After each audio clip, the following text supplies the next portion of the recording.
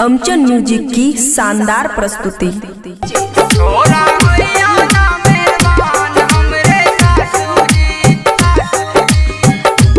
खुशी recording studio बलुआहा।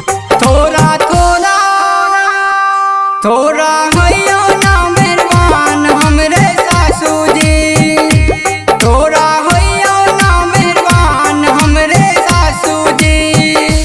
बेटिया भगलिए जवान हमरे सासू जी, थोड़ा होइयो ना मेहरबान हमरे सासू जी।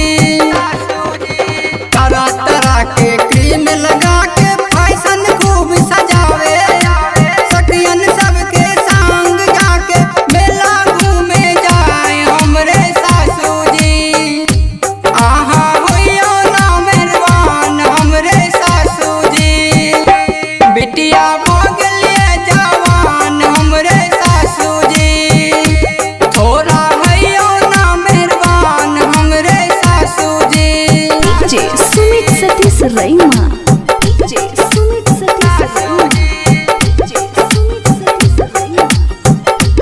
थोड़ा होइयो ना मेहरबान हमरे सासू जी।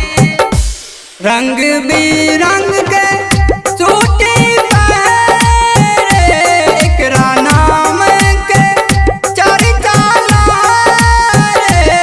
रंग बिरंग के सूटी पहरे, एकरा नाम के चर्चा रे।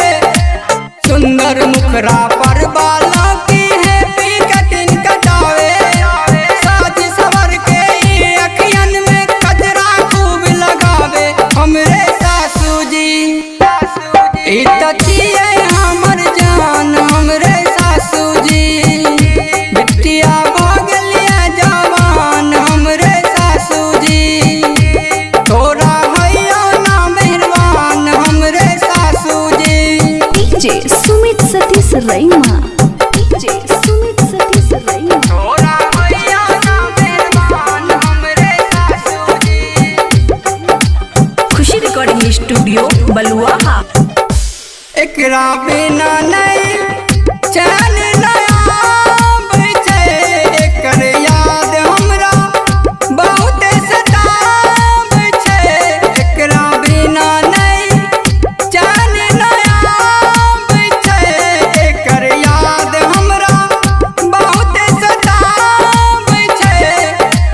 अपना आप के समझै छै ई नैहर के दीवानी, हमरा पता चल गेलिया एकर प्रेम कहानी हमरे सासू जी।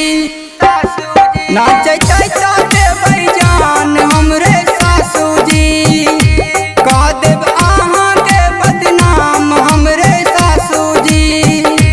बिटिया भगलिए जवान हमरे सासू जी, संग कदना विदाई हमरे सासू जी। थोड़ा होइयो ना मेहरबान हमरे सासू जी। खुशी रिकॉर्डिंग स्टूडियो बलुआहा।